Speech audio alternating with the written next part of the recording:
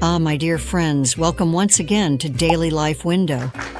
Today we are stepping back in time to meet the Petersons, typical middle-class family living in New York City in 1958.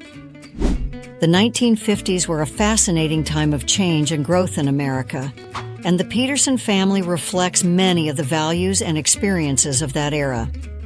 Let's dive right in. The Petersons are a quintessential New York family. John, the father, is a middle manager at a publishing house. He's 47 years old, a World War II veteran, and a big fan of the New York Yankees. Margaret, the mother, is 43 and a dedicated homemaker who volunteers at their local church. Richard, their 19-year-old son, is a business college student and part-time worker at a local diner. Lastly, we have young Susan, who is just 8 years old and full of curiosity about the world around her. Now let's get to know each of them a little better. Hello, Peterson family. It's so wonderful to have you here today. Why don't you start by telling us your name, age, and what you do?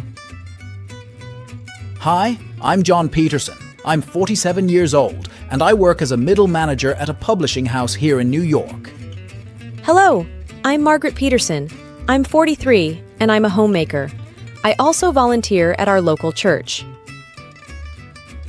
Hey there, I'm Richard Peterson. I'm 19, and I'm studying business at college. I also work part-time at a diner downtown. Hi, I'm Susan Peterson, and I'm 8 years old. I go to elementary school, and I love playing with my dolls and reading fairy tales. Thank you, Petersons. It's great to hear a little bit about you. Now let's talk about your interests and what a typical day looks like for each of you. Well, my day starts at 6 a.m. with a shave using my trusty Gillette razor. I grab a coffee from Dunkin' Donuts and read the New York Times before driving my Plymouth to work. I spend my lunch break chatting about baseball or the latest crime novels with my colleagues.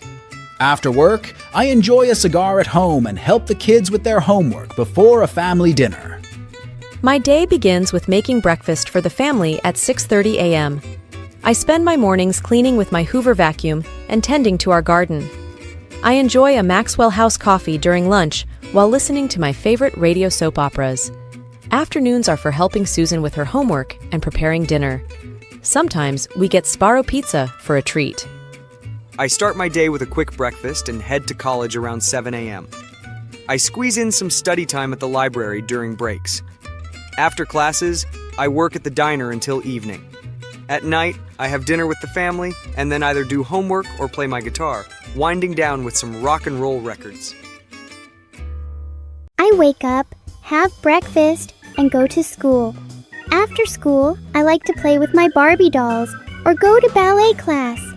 I do my homework with Mom's help, and then we have dinner as a family. Before bed, I love to listen to a bedtime story. It's wonderful to hear about your routines and how each of you brings something special to the family. Now, could you share 2 experiences that have been significant in your lives? One major experience was serving in the Pacific during World War II. It was a challenging time, but it shaped my perspective on duty and resilience. Another significant period was growing up during the Great Depression, which taught me the value of hard work and financial stability. These experiences make me focus on providing a secure future for my family, especially during these uncertain times with the Cold War. For me, the rise of television was a game changer. Shows like I Love Lucy became a staple in our home, bringing joy and laughter. Another important aspect has been my involvement in our local church. It's fulfilling to contribute to our community and support each other, especially during times of national tension. I've been deeply influenced by the rock and roll revolution. Attending concerts and embracing this new music has been a huge part of my life. Another significant experience was living through the McCarthy era, which made me think a lot about freedom and society's responsibilities. I was fascinated by the launch of Sputnik and the idea of space exploration. It sparked my interest in science. Another important moment for me was getting the polio vaccine. understanding how it helps keep everyone healthy. Thank you for sharing these personal and impactful experiences. It's clear that each of you has a rich history that has shaped who you are today. Now, let's take a moment to explore some of the broader themes of the 1950s that influenced your lives. Living in 1958. New York meant navigating a city brimming with activity and change. The rise of public transportation like subways and buses made getting around the city easier and more efficient.